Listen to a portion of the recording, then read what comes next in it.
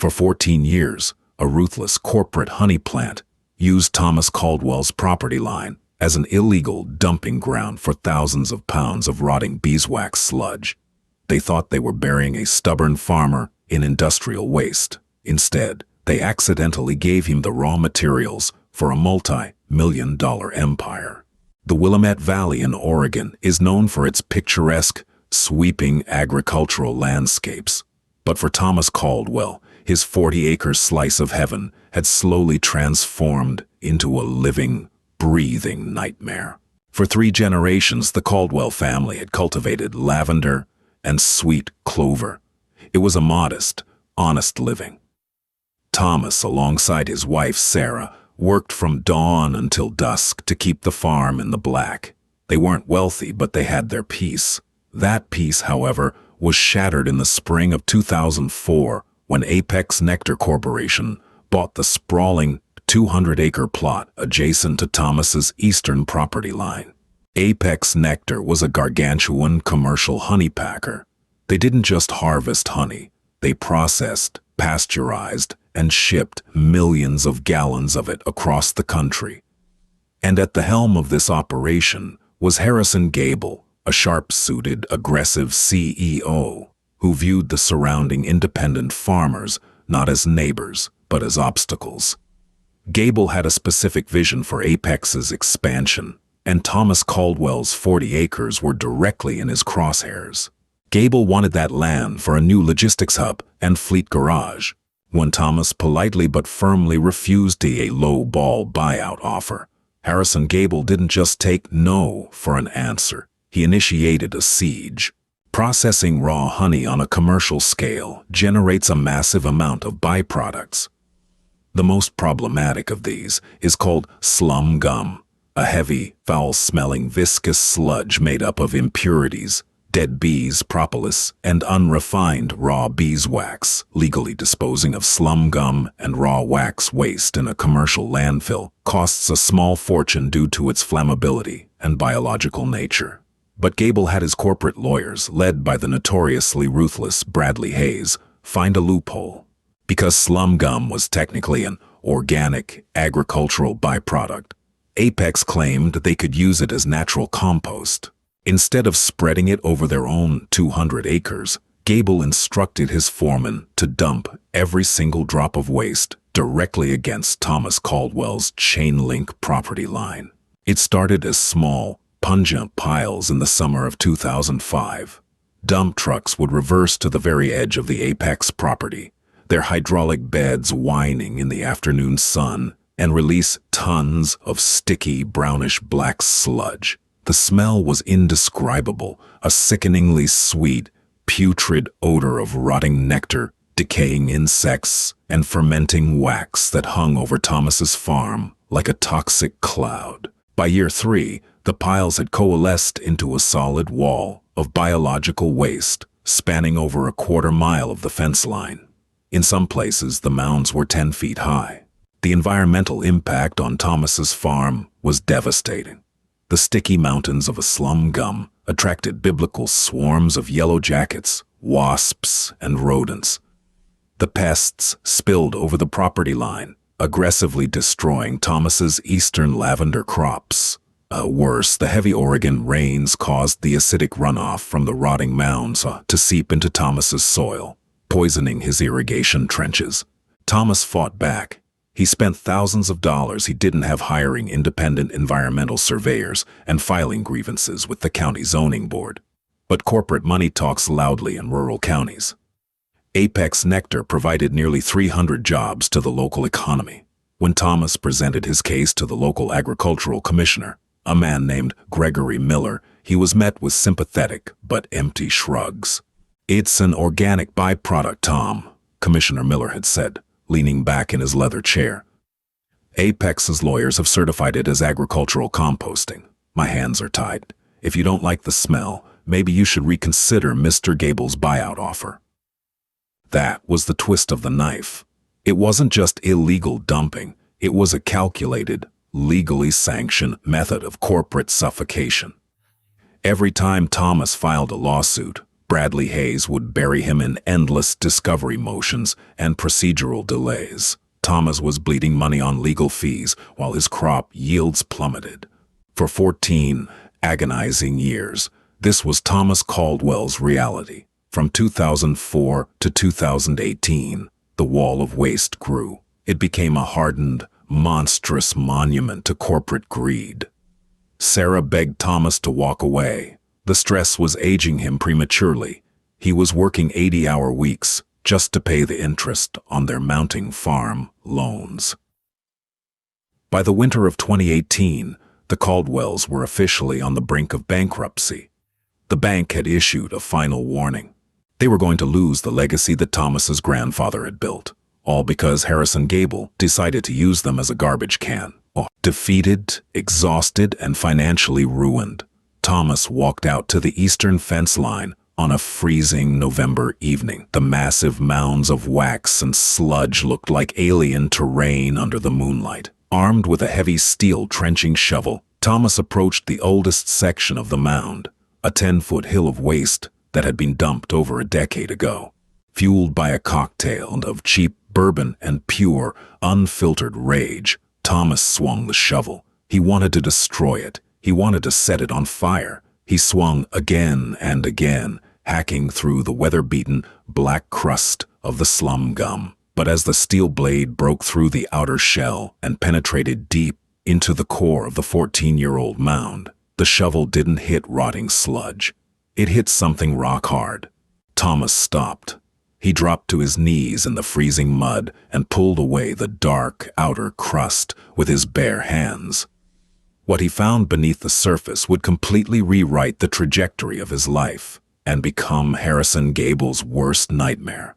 Beneath the foul, oxidized exterior of the decade-old waste pile lay a massive, solid vein of golden white material. Thomas scraped away the surrounding dirt and held a large chunk of it up to the moonlight. It was completely odorless of rot, completely devoid of the sticky, sludgy texture of slum gum. Instead, it felt like polished marble, and it carried a faint, incredibly pure scent, a mixture of deep floral honey and the unmistakable, crisp notes of his own lavender fields. Confused but intrigued, Thomas took a 50-pound chunk of the material back to his barn. The next morning, he loaded it into the back of his beat-up Ford pickup and drove into town to see Rebecca Foster. Rebecca was a former chemical engineer who had left the corporate world to open a boutique apothecary, an agricultural testing lab in the valley. If anyone could tell him what he had found, it was her. Rebecca spent 3 days running assays and thermal tests on the sample. When she called Thomas back to her lab, she locked the door behind him and pulled the blinds down. "Tom, where exactly did you get this?" she asked, her voice hushed with disbelief. Thomas explained the drunken excavation of the Apex Nectar dump site. Rebecca let out a breathless laugh, shaking her head. "Thomas, you know how diamonds are formed under immense pressure and time," she began, placing a small, perfectly smooth disc of the melted wax on the counter. Apex Nectar didn't just dump waste. They accidentally built a massive, slow-cooking refinery. Rebecca explained the miraculous chemistry of what had happened over the last 14 years. The outer layer of the slum gum, mixed with dirt and dead organic matter, had formed a thick, insulating crust. Beneath that crust, the raw beeswax was subjected to 14 years of intense summer heat, which slowly melted and condensed it. Then the heavy, torrential Oregon rains would seep through the porous outer layer, acting as a natural solvent that washed away the water-soluble impurities and sugars that usually cause raw beeswax to spoil. Furthermore, the natural fermentation of the propolis in the sludge had acted as an enzymatic purifier. But the most incredible part was the scent, because the piles bordered Thomas's farm. 14 years of wind had blown the essential oils and pollen from his lavender and sweet clover directly into the porous, heating wax. "The molecular structure of this wax has been completely altered," Rebecca explained, her eyes wide. It is incredibly dense. I tested the melting point. Standard commercial beeswax burns at about 145 degrees Fahrenheit. This stuff, it doesn't melt until 165 degrees. If you poured a candle with this, it would burn 3 to 4 times longer than the most expensive luxury candles on the market. And the scent throw. It's infused with your lavender at a cellular level. It is, chemically speaking, the finest natural wax I have ever seen in my life. Thomas stared at the golden disc. For 14 years he had looked at that mile-long wall. As his executioner, he suddenly realized he was looking at the largest, untapped gold mine in Oregon. He didn't have a waste problem. He had millions of dollars of premium, pre-refined luxury wax sitting on his property line. That night, the rebellion began.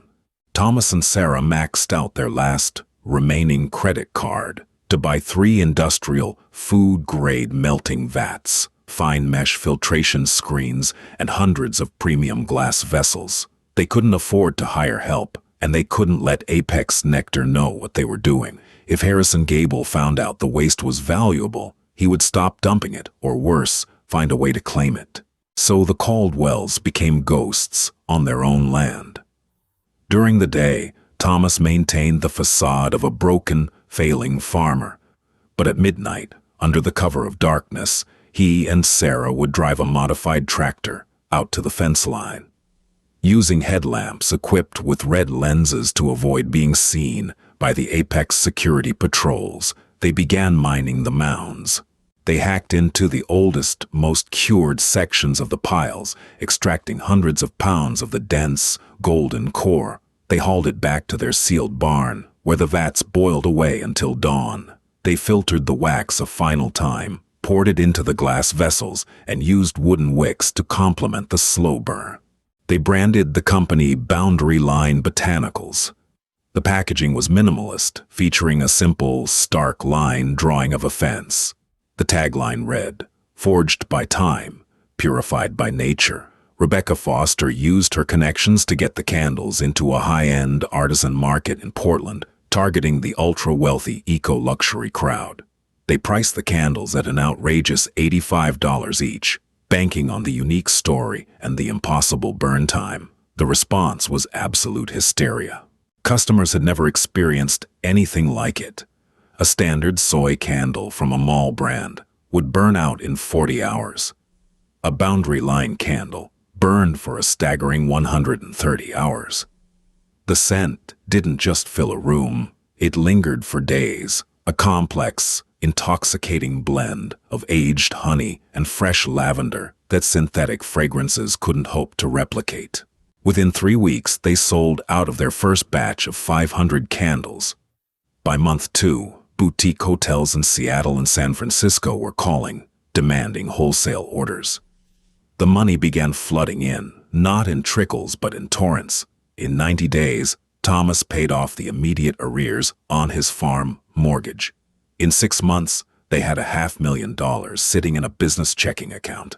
Thomas was no longer the victim. He was the architect of a brilliant, clandestine empire, literally converting the weapon used against him into immense wealth. The irony was intoxicating. He actually found himself smiling when the Apex Nectar dump trucks arrived to drop fresh waste, knowing it would be perfectly aged in a decade. But a secret this lucrative cannot stay buried forever in a small agricultural county. The twist came in the fall of 2019.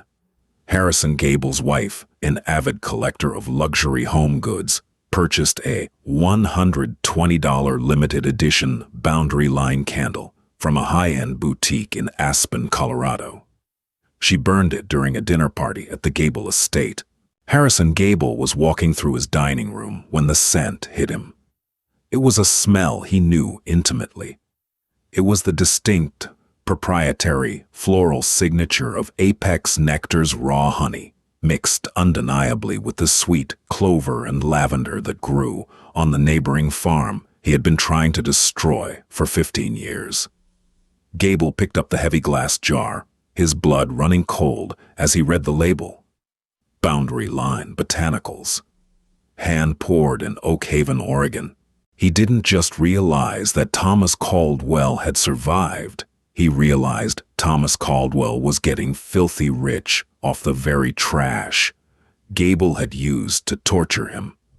The next morning, Gable stormed into the Apex Nectar boardroom and slammed the candle onto the mahogany table in front of his lead attorney, Bradley Hayes. "He's stealing from us," Gable hissed, his face purple with rage. "That wax belongs to Apex Nectar. It is our corporate property, and Caldwell is mining it. I want him crushed. I want an injunction. I want a lawsuit for theft of trade materials, and I want every single dime he's made." Hayes adjusted his glasses, looking at the candle. The corporate machine that had oppressed Thomas Caldwell for a decade and a half was about to pivot its massive weight, aiming to strip him of the very miracle he had built from their garbage. The cease and desist order arrived on a Tuesday morning, delivered by a process server who drove a black SUV directly up to Thomas Caldwell's farmhouse. It was a terrifying 200-page legal document drafted by Bradley Hayes, the lead counsel for Apex Nectar. The lawsuit was a masterclass in corporate bullying. Apex was suing Thomas and Boundary Line Botanicals for theft of corporate trade secrets, conversion of company assets, and unjust enrichment. They demanded an immediate injunction to halt all candle sales, the freezing of Thomas's business accounts, and a staggering $5 million in retroactive damages for the stolen wax. Harrison Gable's strategy was brutally simple: bleed Thomas dry before he could ever step foot inside a courtroom. Gable successfully convinced a local judge to grant a temporary injunction, effectively shutting down Boundary Line Botanicals overnight. The massive vats in Thomas's barn went cold. The lucrative wholesale orders from boutique hotels sat unfulfilled. The $500,000 they had saved was locked behind legal red tape. Once again, Thomas found himself staring down the barrel of Apex Nectar's endless resources. But this time, he wasn't a broke, desperate farmer fighting over a bad smell. He was a man defending an empire he had built with his own bare hands. He needed a legal shark. He found one in Evelyn Ross. Evelyn was a high-powered, brilliant litigator based out of Seattle. For 10 years, she had defended massive agricultural conglomerates, learning exactly how they operated, how they hid their money, and how they weaponized the law. She had recently left the corporate world to start her own firm, specializing in environmental litigation and David versus Goliath property disputes.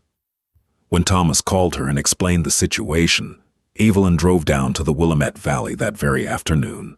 After reviewing the lawsuit, walking the fence line, and examining the original 2004 dumping complaints, Evelyn sat at Thomas's kitchen table and smiled, a sharp, predatory smile that made Thomas realize Gable had finally met his match.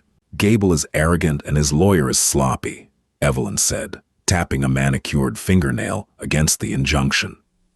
"They are claiming this wax is a valuable corporate asset that you stole. But to win a conversion lawsuit, they have to prove they never relinquished ownership.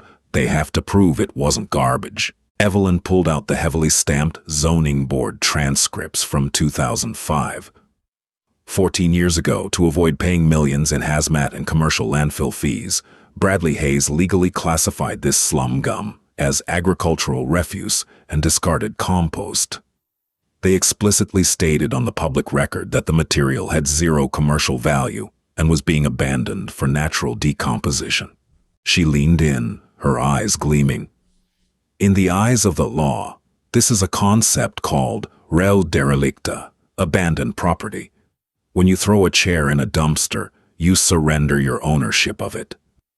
Apex threw this wax away. Legally, they abandoned it." But Evelyn had an even bigger trump card. She hired an independent, state-certified land surveyor to map the eastern property line down to the exact millimeter using GPS and historical county markers. What the surveyor found was the fatal flaw in Apex Nectar's 14-year siege. The chain-link fence that separated the two properties had been erected by Thomas's grandfather in the 1960s.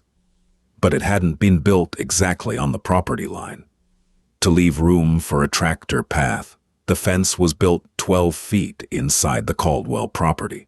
Every single ounce of that sludge, every mountain of wax that Apex Nectar dumped against your fence for the last decade and a half, Evelyn announced, laying the blueprints out on the table. They didn't dump it on their own land. They trespassed and dumped it on your land. It's not just abandoned property, Tom. They literally delivered it to your doorstep. When Evelyn filed the countersuit, she didn't just ask for the injunction to be lifted. She hit Apex Nectar with a devastating cross-complaint for 14 years of illegal trespassing, unauthorized dumping of industrial waste on private property, and severe ecological damages, demanding $15 million in compensation. Harrison Gable was livid. In a desperate, thuggish attempt to reclaim the wax before the trial, Gable ordered 3 massive Caterpillar front-end loaders to cross the property line at dawn and dig up the 14-year-old mounds. Thomas was ready. He parked his heavy John Deere combine directly in the path of the corporate machines, physically blocking their access. As the Apex foremen revved their engines, intimidating the lone farmer, the local sheriff, finally forced to act by Evelyn's injunction, arrived with sirens blaring, ordering the Apex machines to retreat or face criminal trespass charges. The standoff was caught on camera by a local news crew. By the end of the week, the footage of the stubborn, solitary farmer defending his land against corporate bulldozers had gone viral. The public relations nightmare for Apex Nectar had begun, but for Thomas Caldwell, the media circus was about to deliver the opportunity of a lifetime. The viral news segment didn't just catch the attention of sympathetic locals. It caught the eye of a senior home goods buyer for Williams-Sonoma Inc., the parent company of Pottery Barn. Pottery Barn was aggressively expanding its artisan sustainable home collection. They were desperately searching for products with genuine, compelling backstories, items that wealthy, eco-conscious consumers could feel good about buying. A luxury candle forged from a 14-year corporate feud, naturally refined by the earth and hand-mined by an underdog farmer, was the holy grail of marketing. 3 days before Thomas and Evelyn were scheduled to appear in federal court against Apex Nectar, a black town car pulled into the Caldwell farm. 2 impeccably dressed executives from Pottery Barn's corporate headquarters stepped out. Thomas and Sarah gave them the tour. They showed them the mining process, the heavy, golden chunks of pure wax, and the boiling vats. But what sealed the deal was the product itself. When the executives took a boundary line candle into the farmhouse and lit the wooden wick, the intoxicating, impossible scent of aged honey and valley lavender filled the room.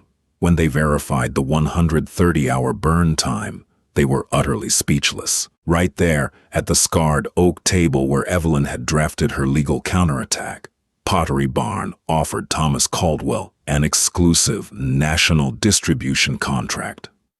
The terms of the deal: volume, 50,000 units for the upcoming fall/winter holiday, rollout across all flagship stores. Pricing: Pottery Barn would purchase the candles at a wholesale rate of $45 per unit. Upfront capital: a $1.2 million advance to scale operations, build a dedicated refinement facility on the farm, and hire local staff. Some branding: the packaging would feature a small insert telling the incredible true story of the Caldwell farm and the miracle wax. It was a life-altering, multi-million-dollar contract. But it was entirely contingent on Thomas winning his court case and securing the legal rights to the raw materials. Everything hinged on Judge Eleanor Davies. The courtroom in Portland was packed. Bradley Hayes, sweating through his expensive tailored suit, attempted to argue that the slum gum was a proprietary chemical compound protected under trade secret laws. He argued that Thomas had acted maliciously by hiding his mining operation. Evelyn Ross dismantled him piece by piece, She presented the 2005 zoning documents where Apex declared the material worthless garbage. She projected the GPS survey proving the waste was sitting on Caldwell land. "Your Honor," Evelyn concluded, her voice ringing with absolute authority. Apex Nectar weaponized their own refuse to bankrupt a multi-generational family farm. They abandoned their trash on my client's property. Mr. Caldwell simply did what farmers have done for millennia. He tilled the soil, he weathered the storm, and he harvested what grew. The fact that his harvest happens to be worth millions does not retroactively give Apex Nectar the right to steal it back. Judge Davies didn't even need to recess to deliberate. She slammed her gavel down, ruling entirely in favor of Thomas Caldwell. The injunction was permanently lifted. The wax was legally designated as the property of Boundary Line Botanicals. But the final twist, the absolute checkmate, was yet to come. Humiliated and furious, Harrison Gable immediately ordered the Apex processing plant to stop dumping the slum gum at the fence line. If he couldn't have the wax, he was going to cut off Thomas's supply and choke out the Pottery barn deal. He didn't realize he had just walked in to Overland's trap, because Apex Nectar had claimed for 14 years that their composting at the fence line was their official EPA-registered waste management strategy. Halting the dumping immediately violated their operational permits. Processing millions of gallons of commercial honey produces tons of waste daily. Without the Caldwell fence line, Apex had nowhere to put it. Within 48 hours of halting the dumping, the slum gum began backing up into the Apex facility.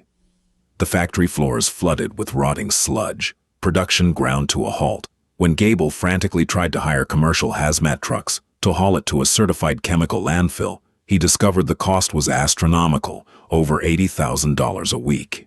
Evelyn, anticipating this exact move, had anonymously tipped off the Environmental Protection Agency. EPA inspectors raided the Apex plant, discovering gross mishandling of biological waste within the facility itself. They slapped Apex Nectar with a catastrophic $4 million fine and a temporary operational shutdown.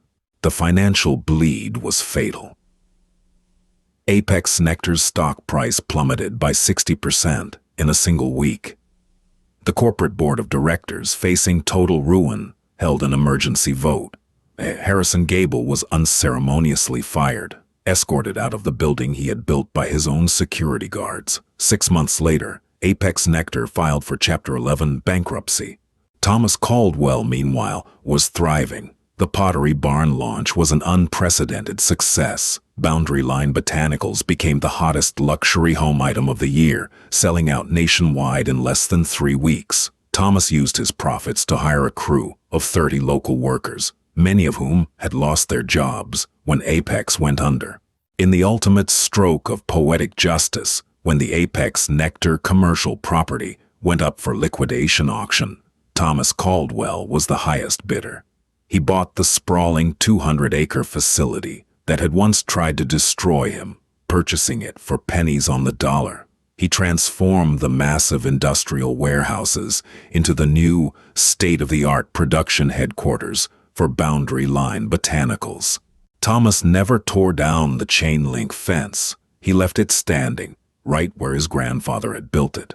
The mountains of hardened wax still sat against it, a golden, sweet-smelling monument to resilience.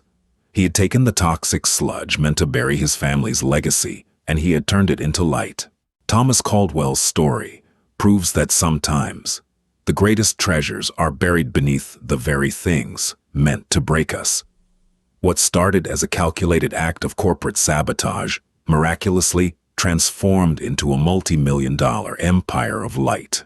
If you love this unbelievable true-life farming drama, hit that like button, share it with someone who needs a reminder to never give up, and subscribe to our channel for more incredible underdog stories. Leave a comment below. What would you have done?